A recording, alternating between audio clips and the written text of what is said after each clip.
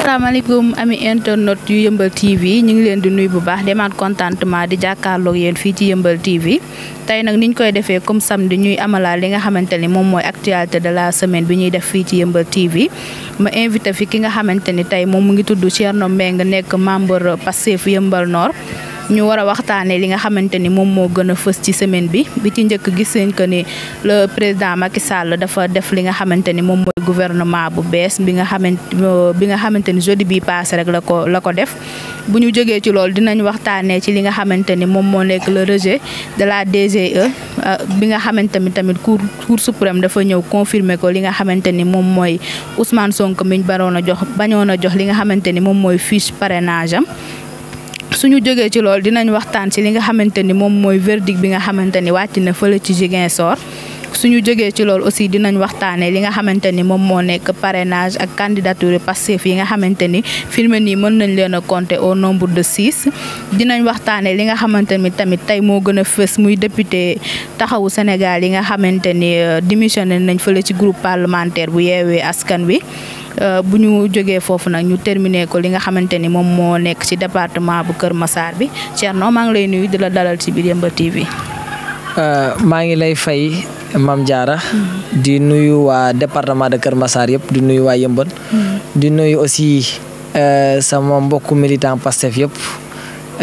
di wax ne liñ fi waxtaanee yàlla na nekk njëriñu Sénégal ak njëriñu Yeumbeul incha allah.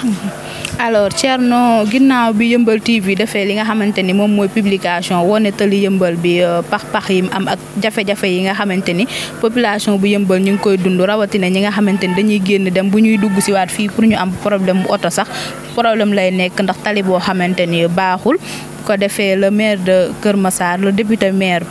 maire de Yeumbeul Sud du moins député maire Bara Gaye jëloon capture boobu jëmale ko ci ki nga xamante ni moom moo nekk Mansour Faye bi mu ko gisee nag mi ngi commencé di def li nga xamante ni mooy réparer laa ko mën a waxee parce que tali bi dañuy jël tali pax yi di ko fatt ak Yeumbeul ni mu toll est-ce que war nañoo toll tey fu ñuy réparer lee ay tali. c'est-à-dire problème bi du boo xoolee fépp la quoi du Yeumbeul rek mais ci Yeumbeul la ñuy wax nii. boo xoolee suñu gouvernement yi seen problème lenn kese la ñoom dañuy faj ay mer bu ñu xoolee ne askan wi pax boobu mënoon ko faa bàyyi ba askan wi toogoon noppi rek dañ ko fay bàyyi mënoon ko seen xol may na leen ñu gis un problème buy lor askan wi ñu bàyyi ko fa 20 ans tant que askan wi fépp wuñu commencé di wax ne lii de da leen di gaañ yii de da leen di lor duñ si jéem benn yitte c'est-à-dire ñun est-ce que ñun dañoo bëgg a jógee phase A dem phase B di développer wala la lañ bëgg c'est-à-dire man ce que je peux pas comprendre c'est que ñun ñi nga xam ne ñoo fi nekk jamono juñ toll juddu vers les années 90 et cetera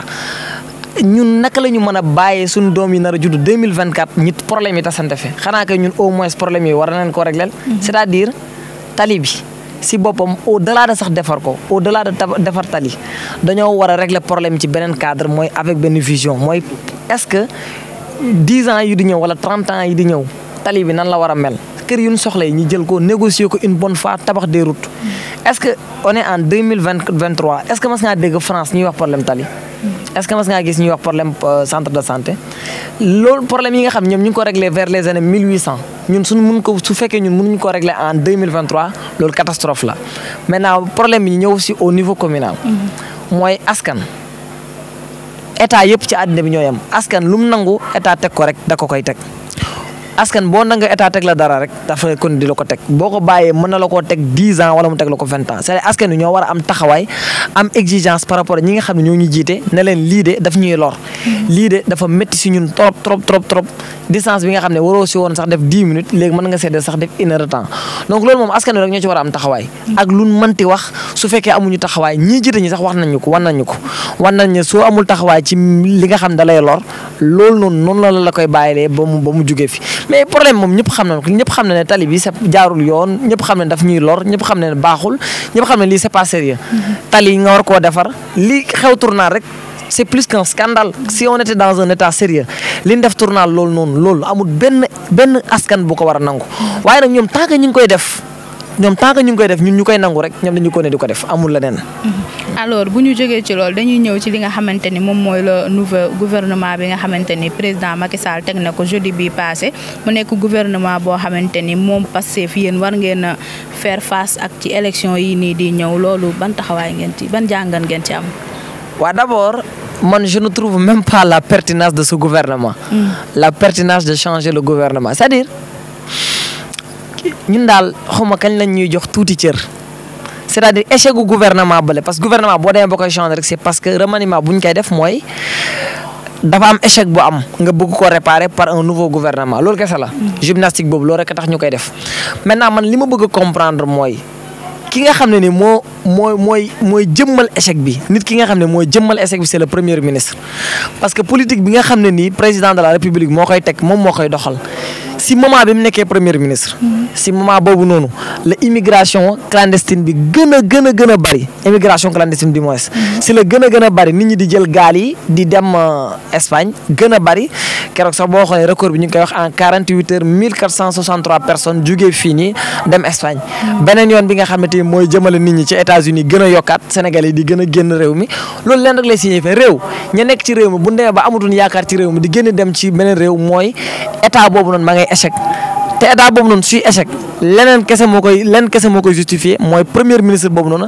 politique ba muy doxal échec na nga maintenir sa premier ministre là premier ministre boobu nga ne da ngay defaraat gouvernement bi maintenir premier ministre boobu noonu muy benn xel mënu ko nangu nga jëlaat ministre ku nekkoon ministre des affaires étrangères nga yóbbu ko ministre de la justice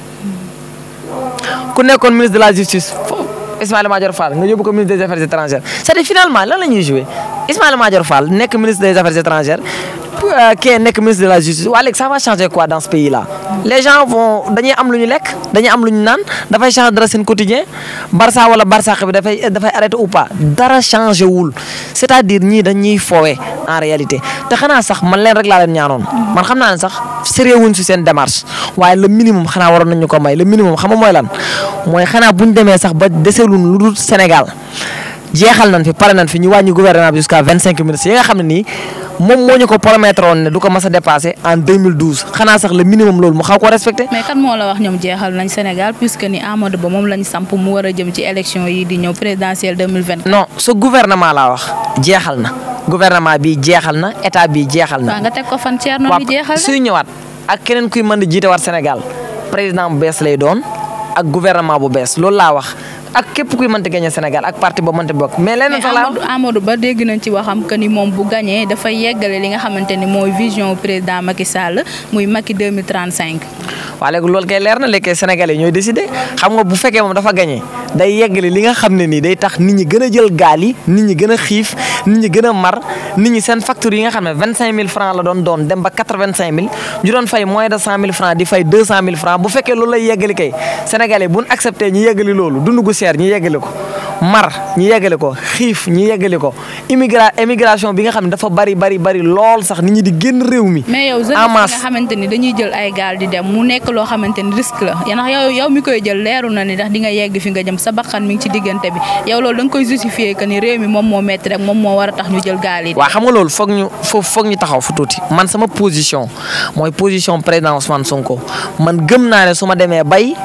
tayle sama bakkan ci ndox mi dama koy tayle ci réew mi ñii nga xam ne ñoo yor réew mi cette bande là nga xam ne ñoo yor réew mi de 1960 jusqu'à nos jours jël réew mi di ko séddoo seeni doom di jàngee ci école française ñoom ñi jàngee yeneen doom yi di jàngee bitim réew ñi mën a faju accouchement sax nanguñu ko def seen jabar nanguñu ko def Sénégal buñ demee ba war a seen jabar yu am doom extérieur leen di yóbbu ñu amee fa doom suñu lépp réew ñu yor ko état garanti leen lépp est-ce que xam ne am na ñi nga xam ne ñu ngi si nguur gi mosuñoo jënd café bu fukki dërëm c'est l'état qui les garantit même café bu fukki dërëm bu war a jënd ñooñu bu fekkee ñoo mën a accaparer wu ci réew mi depuis de 1960 jusqu'à nos jours man gëm naa ne ñooñu buñ jàmmaarloo ak ñoom jàkkaarloo ak ñoom nangu war réew mi si ñoom teg ko ci yoon léegi nag dafa am lu am solo li nga war a comprendre jeune bi nga xam ne nii dafa nekk ci kër yeew war a sax jàppale yaayam benn 2000 francs wala benn 1500 francs yoru ko kooku pour nga joxaat ko moral bi wala pour nga moraliser ko du yomb kooku leen rek kese nga ko mën a ma wax mooy wax ne ko nañu toog dinañ defar réew mi waaye boo demee ba moom mu jël décision dugg ci gaal yi aussi mënoo ci dara waaye faute principale bi kenn kese la mooy ñi nga xam ne ñoom la ñu jox suñu impôt jox leen suñuy taxe jox leen suñuy patente jox leen signature Sénégal jox leen ko pendant 12 ans fukki at ak ñaar réglé wuñ problème inondation réglé wuñ problème xiif réglé wuñ problème mar réglé wuñ benn problème bu fondamental fii ci Sénégal tax nit ñi jël gaal yi kon problème bi du ci jeunes yooyu de problème bi état bii nii la ak gouvernement bi ak kii jiite réew mi du keneen ku dul ñoom. alors ñu gis tamit ci nouveau gouvernement président Macky Sall tamit dafa zappewaat li nga xamante ni moom mooy département bu Kër Massar amul benn ndomba tànk boo xamante ni jóge na fii ci département bi loolu noo ko gisee. waaw c'est-à-dire c'est malheureux la manière dont fonctionne ce pays-là. Est-ce que man je suis parfaitement d'accord qu'un gouvernement, tous les ministres génnee ci benn commune, tous les ministres sax génnee ci benn quartier. Les ministres n'ont pas une vocation de parfaire un quartier ou une commune. dañoo am ay prérogatives yu leen jox yu leer nañ. Quand tu es ministre de l'agriculture, nga dëkk Kër Massar waa léegi wax ma lan ngay def. C'est-à-dire il faut que l'on soit sérieux. Je vous donne benn cas de figure. léegi ministre de l'agriculture dëkk Kër Massar waa léegi après lan la yokk Kër Massar. Le ministre de l'agriculture travaille pour l'agriculture du Sénégal et non pour Kër Massar. Il n'a pas une vocation de recruter des jeunes de Kër Massar non. Recruter wul ay jeunes u Kër Massar jeunes u Sénégal la war a recruter yu mën a travailler pour le compte du ministère développer le Sénégal loolu la. nañu bàyyi te loolu man je suis contre j'ai été toujours contre ñuy wax naan kii ñaata nomination la am dëkk bi ñaata nomination wala dëkk beneen loolu nañ ko bàyyi loolu baaxul. réew du doxee noonu réew dañuy wuti ay compétences compétences yàlla mën naa dogal mu dajaloo ci benn commune wala mu dajee ci benn quartier. wala mu nekk ci ay communes séparées wu c'est-à-dire li ñu war a wax lenn kese la. Est-ce qu'on a choisi les bons profils pour développer ce pays-là est-ce qu'on a choisi les bons profils pour ces ministères-là loolu la ñu war a wax et non est-ce que de Kër Massar est servi ou pas et malheureusement ñoom ils sont man déggu sax lan may saf parce que chaque fois ñu ngi koy wax le président on attend une nomination finalement dañoo sax ñàkk fayda kenn gënul ñàkk fayda les leaders du département de Kër Massar mooy leader APR yi nekk département Kër Massar waaye di weesuwul yow nga jàng wut xam-xam mën a jëriñ sa réew ngay xaar lu dul nomination et pourquoi ñuy jël Kër Massar nomination bi tamit du leen gën a yombalal li nga xamante ni moom lañ bëgg a def ci defal seen réew. kon ça confirme que on n'a pas un gouvernement du Sénégal mais gouvernement bu ñu am bi en réalité gouvernement APR la réew mu jaar yoon nit mën naa fal sax ki nga xam ne ànduñu nit mën naa fal sax ki nga xam ne politiqueul moo tax la preuve xoolal ki fi nekkoon yëmbal fii di politique pourtant ñu bëri ñi nga wax ne ko am na xam-xam d'accord nañu waaye lañ ko def loo gis nga politique bu salté parce que boo bëggee nekkaat amaat poste ci gouvernement boo bëggee nekkaat ministre da ngay politique bu salté wuti électorat à tout prix. loolu nag moo dangereux nañu bàyyi di wax naan est-ce que Kër Massar servir nañ ko ñaata département ñoo am ci Sénégal. plus de 40 départements je pense bien 45 ou 46 départements ci Sénégal. kon lan lañ bëgg ñu def gouvernement wu 46 ministres. Et même si on fait un gouvernement de 46 ministres, ce sont les départements qui seront touchés et non les communes. Xanaa kon dañoo bëgg def ñu def gouvernement wu 500 et quelques communes. wala commune u Kër Massar département Kër Massar bii moo gën département Kébémer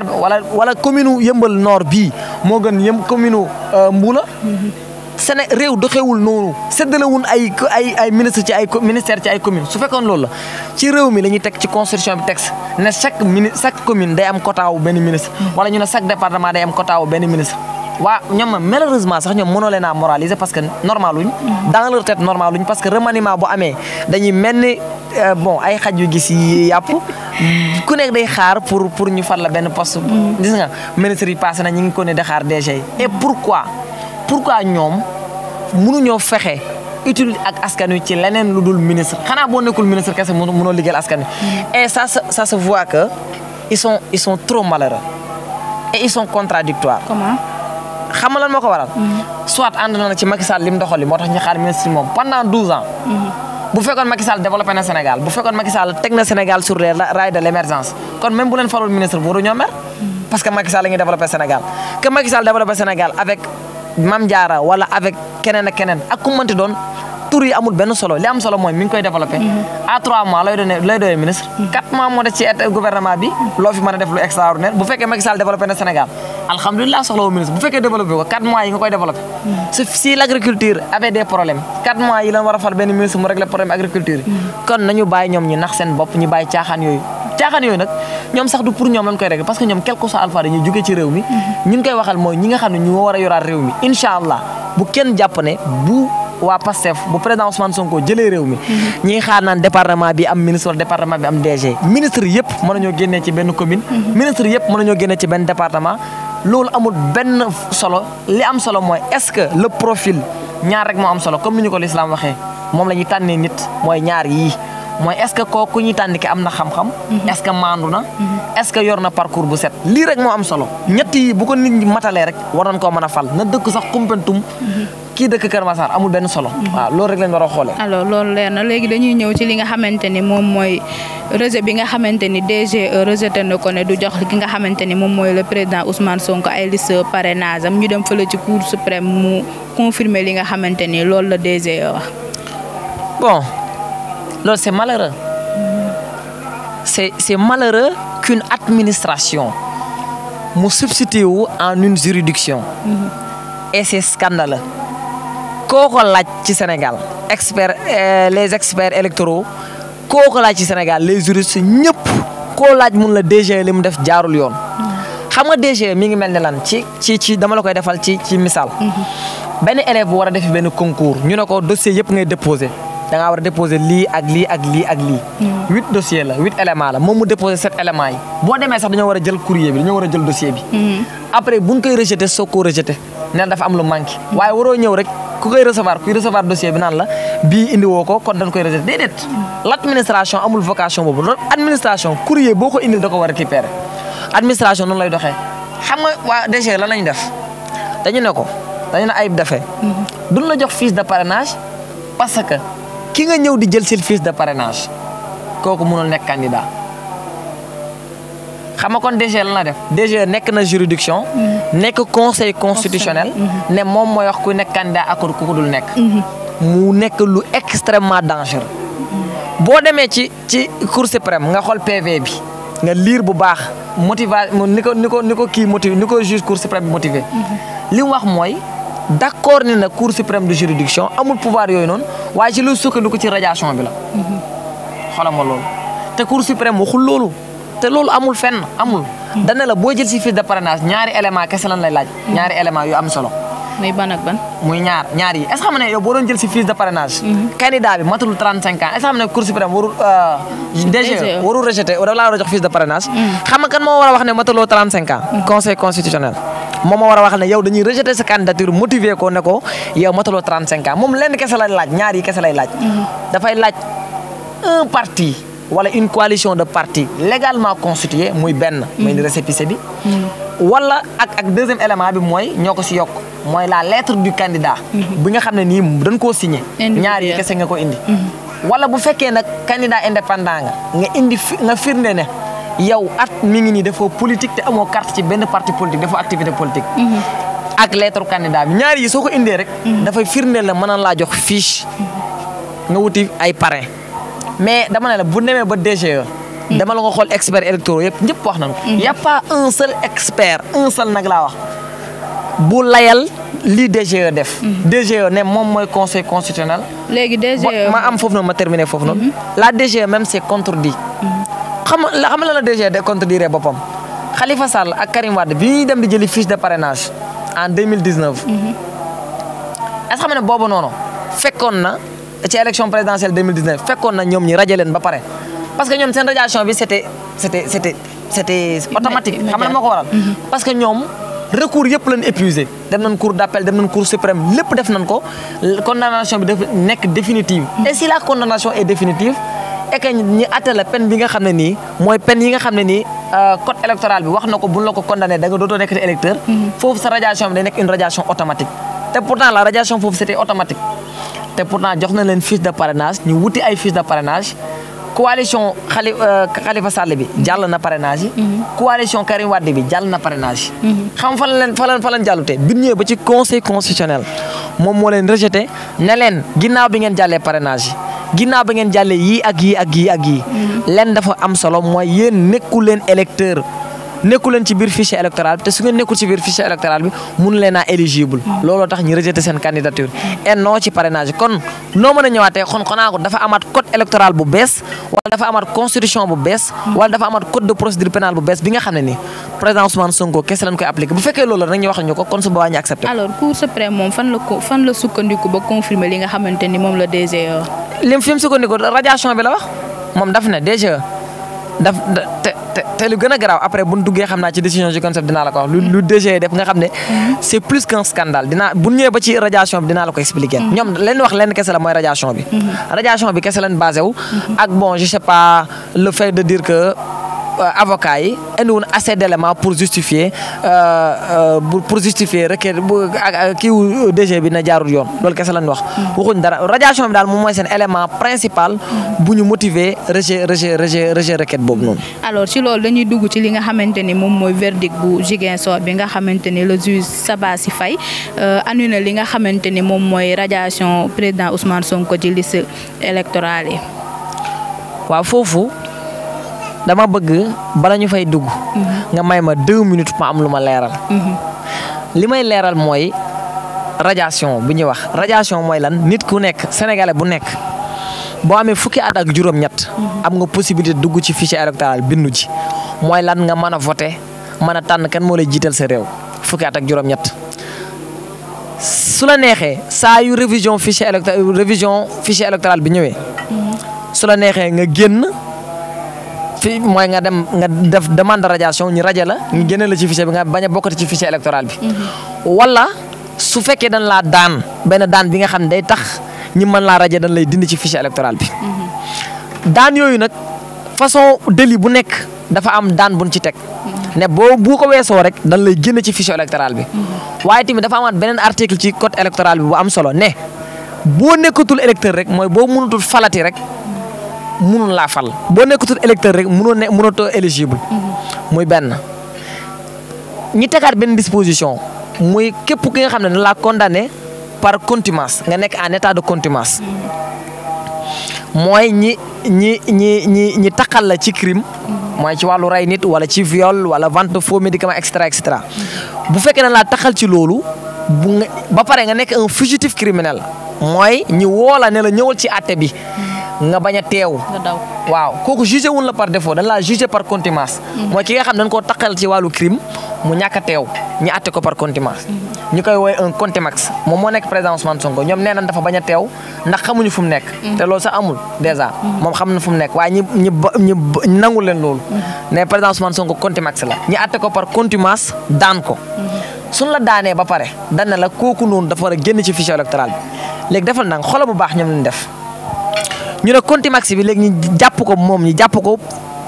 chargé ko inculpé ko ci ay yeneen chef d'accusation téye ko Sébikotane ba pare yóbbu ko hôpital. léegi ñu ne dañ ko bëgg a raje te radiation processus la buñ la rajee ci fichier électoral bi ci liste électorale yi dafa am processus de notification bu ñu respecté mooy dañoo war a ñëw jébbal la ne la yow Mame Diarra tudd tur sangam sant sangam. date de naissance sangam rajo na la ci liste électorale yi. waaye foofu lañ amee problème. alors balaa ñu ñëw foofu sax une fois que ñu gis ki nga xamante ni moom mooy le président Ousmane Sonko ba jàpp ko jugement contumace boobu noonu dafa naax saay. dafa naax saay en réalité parce que moom def na non acquiescement bu leer naññi. moom def na non acquiescement. ba pare greffe bi moo ko constaté. greffe bii nekk tribunal bu Dakar greffier bi du moins moo ko constaté ko ba mu leer nañ non acquiescement bi leer nañ. donc foofu noonu moo tax Ismaïla Madior Fall. laay xaw a tontuwaale foofu soog a continuer. xam nga dafa wax ne ñi wax ci loolu lépp moo leen raw. dafa benn juum bu am bu di yéeme. gis nga professeur mathématique. boo jàngalee 7 plus 4 égale à 11. nga xam ne 7 plus 4 égale à 11 ñëpp nangu ne égale à 11. dàqale jàngal mathématique ci àddina bi boo ñëwaatee suba ne égale à 13 kenn du ko nangu kenn du nangu ne égale à 13 kenn du ko mas a nangu ki nga jàngaloon nga xam ne yaa ko jàngal yaa ko raw fuuf boo ko bëggee ñëw ne ko 7 plus 4 égale à 13 du ko nangu. moom nag loolu moo ko jàpp. dafa toog ba si yàgg mu ñëwaat ne bëgg ñëw gëmloo ne lim jàngale woon ne mooy droit ak li nekk si texte yi nekkatul ci texte yi leneen la ba pare di ko layalee ne man maa leen raw raw ak ñàkk raw loolu amul solo li am solo mooy est-ce qu'il est en train de dire la vérité et la vérité c'est le droit est-ce qu'il est en train de dire le droit comment on peut arrêter une personne ba pare moom mu def non acquiescement foofu noonu on devrait même pas parler de l'état de contumace ou pas xam nga lan la waroon wax la contumace est rayée bu même defutoon non acquiescement bi sax contumace bi rayé nan ko xam nga foofu lan la waroon a xool est-ce que la peine sera définitive oui ou non xam nga la mooy rendre la peine définitive délai yu ñu joxoon président Ousmane Sonko bu délai yi passé woon te deful non acquiescement dañuy considérer ne moom nangu na atte bi bu nangoo atte bi nag dans ce cas la peine sera définitive waaye avant délai yi di jeex la def non acquiescement donc ça dafay casser peine bi daf koy rey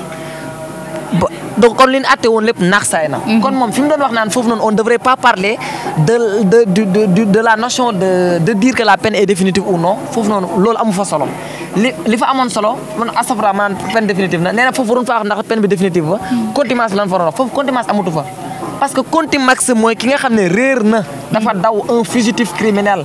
alors que le président Ousmane Sonko n'était pas un fugitif criminel on l'a arrêté et dès lors qu'on l'a arrêté c'est en ce moment-là que l'état de contumace disparaît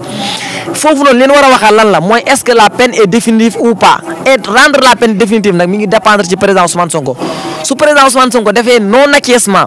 peine bi naax saay na dañuy attewaat atte bu bees su fekkee deful non acquiescement ba délai yi passé dañuy jàpp ne moom nangu na atte bi et la peine sera définitive donc foofu noonu contumace amatu fa léegi nag ñoom xam nga la mooy seen problème dañoo war a dem notifier ji président Ousmane Sonko ne ko dañ laa raje ci liste électorale yi buñ lay raje nag dafa am lu ñu koy motiver danaa contumace bi lañ ko waroon motiver ñoom loolu bëggoon a wax waaye léegi nag ngay ñëw ne ko nit ki génne naa la ci liste électorale yi parce que da ngaa réer dama laa woowoon ci procès gisuma la instant bi fugitif nga da ngaa réer ba pare ma jox la notification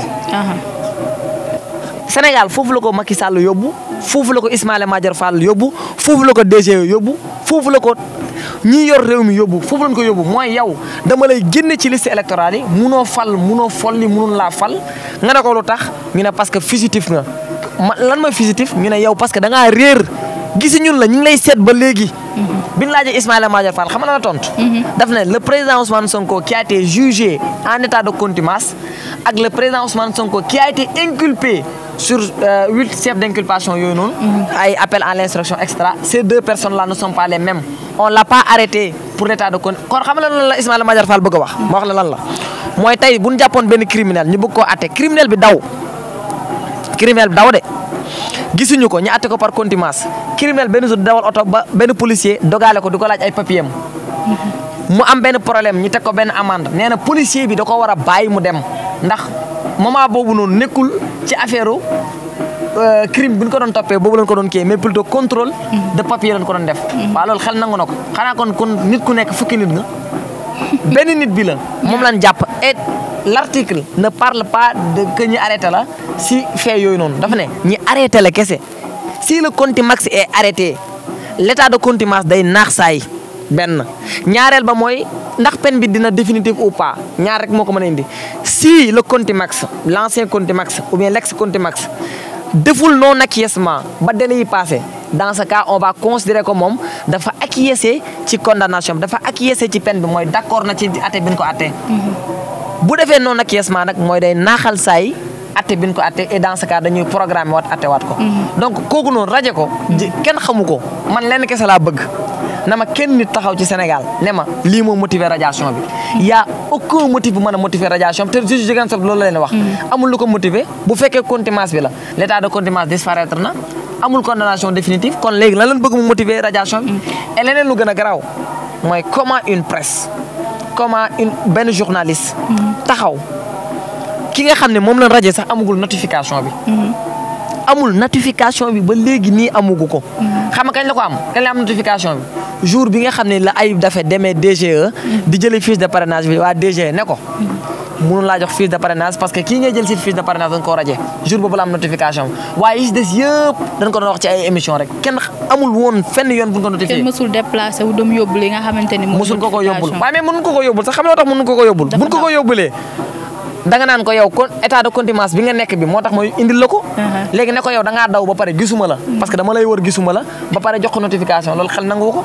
moo tax ñu doon def seen affaire yooyu noonu seen affaire dof-dof lu yooyu di dem Ziguinchor dem cité kër góor gi fu nañu dem fa. alors après bi verdict bi nga xamante ni juge Sabassy Faye joxe nañ ko gis nañ ne agent de l'état bu Ziguinchor bi génn na nee na décision yooyu noonu ñoom duñ ko appliqué te dañuy dem fi nga xamante ni moom mooy cour suprême pour casser li nga xamante ni moom mooy décision juge bi. agent judiciaire de l'État bi xam nga lan la woon. procureur. ce qu'il a fait xam nga lan la. il a insulté un magistrat. xam nga magistrat bi lan nga ko insulté benn magistrat di atte ci aqulaay tàllaayam de 10h jusqu'à 23h moins 10. def plaidoirie ñëpp wax mu may leen prolongation de 30 minutes ñëpp waxaat bu ñuy wax maandu rek bëgg atte bu leer kooku bëgg na atte bu leer.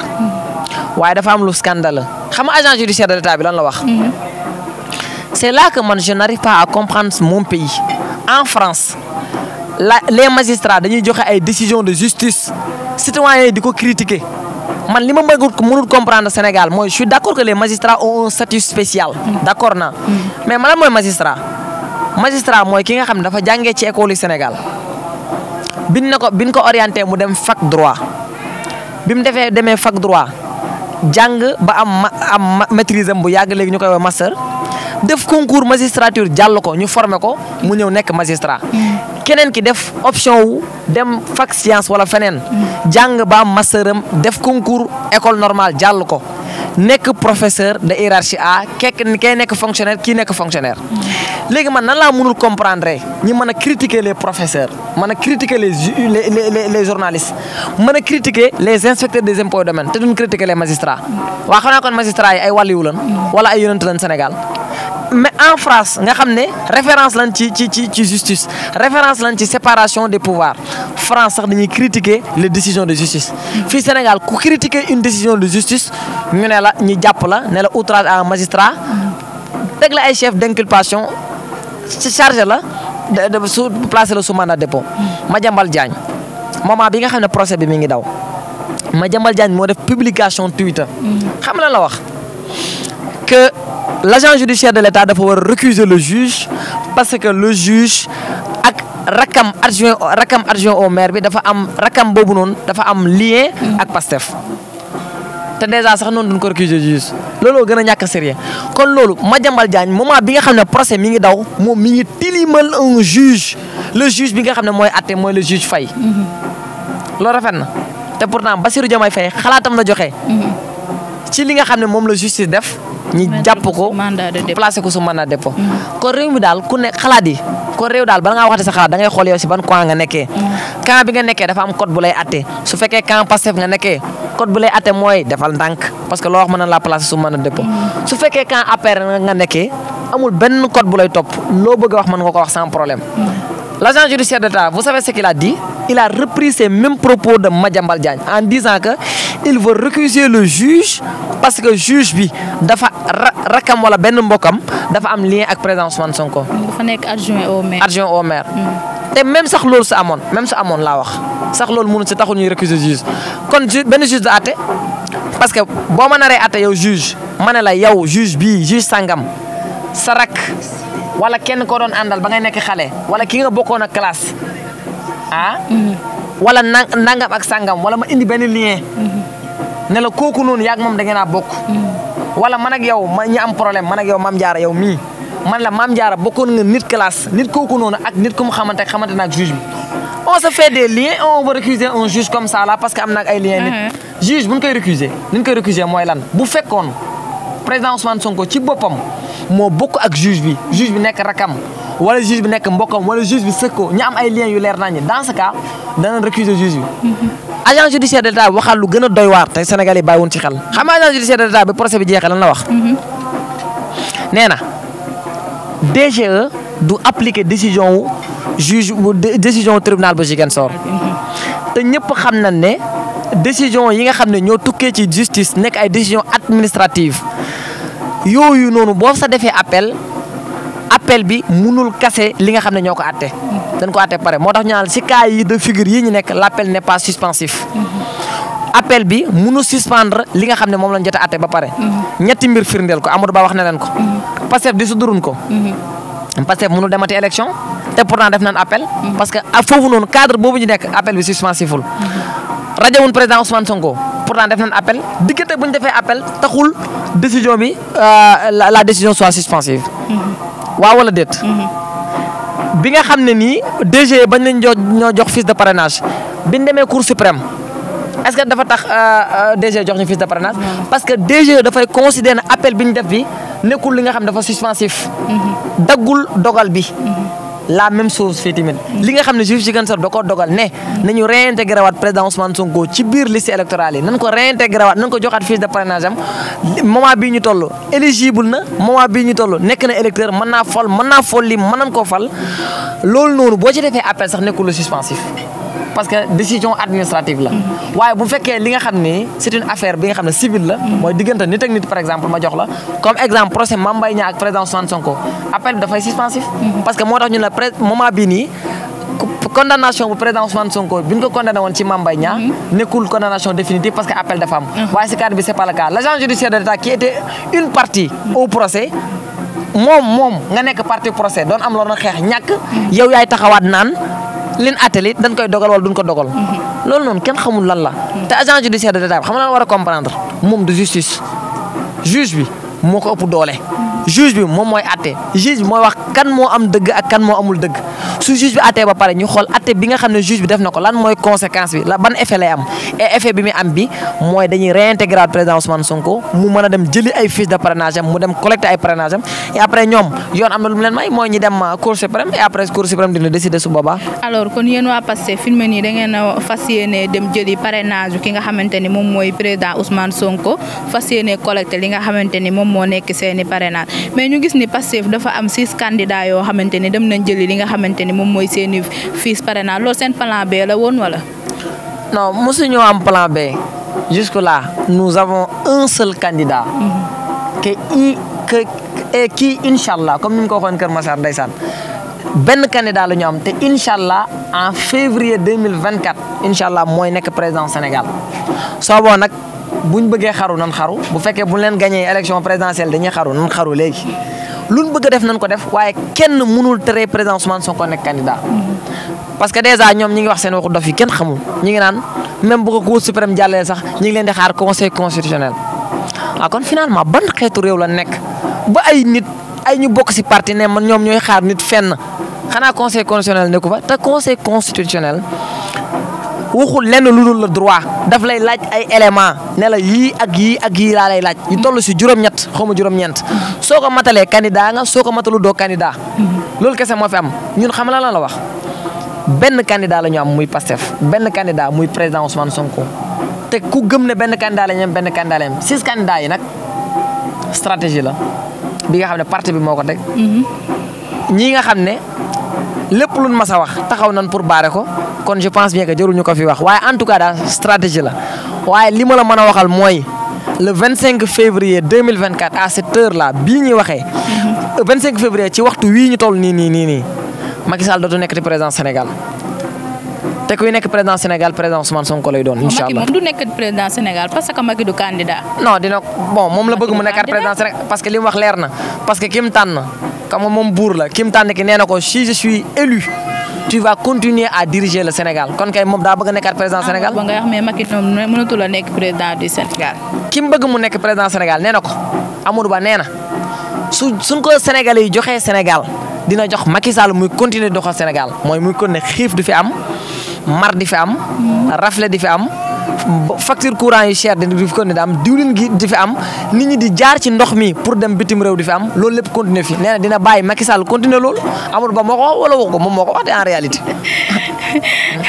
alors ci loolu laa ñëwee Thierno ñu gis tey député yi nga xamante ne ñoom ñooy député taxawu Sénégal dañoo démissionné ci groupe parlementaire bu Yewwi Askan Wi. waa xam nga d'abord comme ñoo démissionné kon seen responsabilité la waaye d'abord li may njëkk a wax mooy li Birame Souleye doon ñaawlu léegi maa ngi koy déglu avant may ñëw. mooy la composition d'un groupe parlementaire buñ ko defee ba pare buñ ko soumettre président assemblée nationale kenn warul xam la ca nekk kenn waru koo xam composition bi groupe parlementaire nan la tànn ak nan la ko doxalee ak nan la ko tegee kenn waru koo xam d'abord ñi violer secret boobu noonu wax ñi si bitti ñëpp ñan ñoo si nekk ak ñoo si nekkul mbaam ñu ko yëg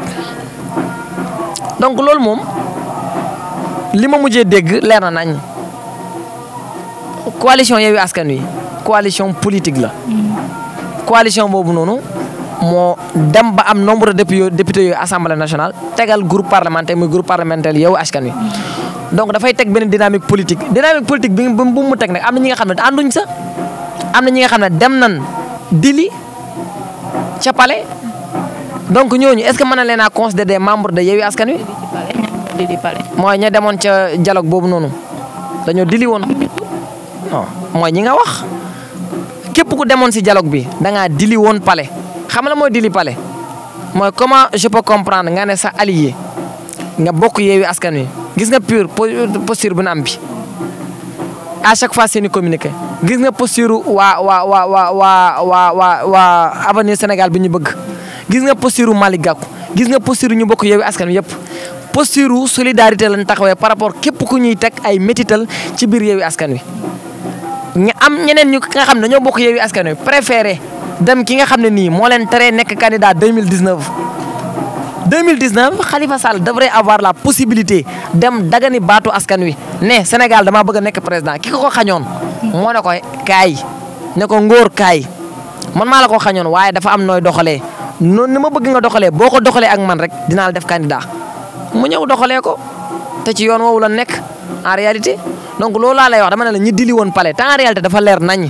ñooñu noonu nekkatuñu si dynamique politique bu Yewwi Askan Wi li koy confirmer lenn kese la. mais président Macky Sall moo woote dialogue Khalifa Sall dem mais dem ci dialogue bi est-ce que ça veut dire que dafa demoon déli ndax dialogue la woote rek yow ñëpp war nañ cee mën a dem. Macky Sall woote na dialogue waa taxawu Sénégal bañ a dem dialogue bu wuuteeg bii nii. am na dialogue bu njëkkoon a woote am na dialogue bi nga xam ne ñoom demul woon lu tax demul woon xanaa jar nekkul dialogue am na benn journée bu amoon. ci journée je pense bien que il parle sa maire de Dakar ak président de la République wala dañ fa waroon tase j'ai oublié la journée j'ai plus le souvenir. maire de Dakar demul woon xanaa nekkul institution yi la ñuy respecté. xanaa nekkul principe république la ñuy doxee demul woon kon loolu li muy signifié lenn kese la mooy kenn ku nekk heure boo bëggee dem ci loola arrangé yaa ngi cay dem heure boo bëggul dem ci loola arrangé demoo yaa nga toog kon li ma la bëgg a expliquer foofu noonu mooy foofu dil moo fa amoon. waaye li ma la pour mu leer ma gën laa leeralal posture waa taxawu Sénégal ils sont beaucoup plus proches de Benno Bokk Yaakaar que de Yewwi Askan Wi. xam na ma koy confirmer information bi ñëpp jot nañ si léegi nii. ginnaaw loolu noonu démissionné wul rek yam ci de egglil information bi dañoo démissionné dem jéem a jege ji waa Benno Bokk Yaakaar. mais non mais information bi c'est pas encore confirmé kon man du ma ci yegg. waaw mais leer na man gis naa ko bi may ñëw dem di marchander. poste vice président ak secrétaire élu. loolu li muy signifié. ki leen buntu xataal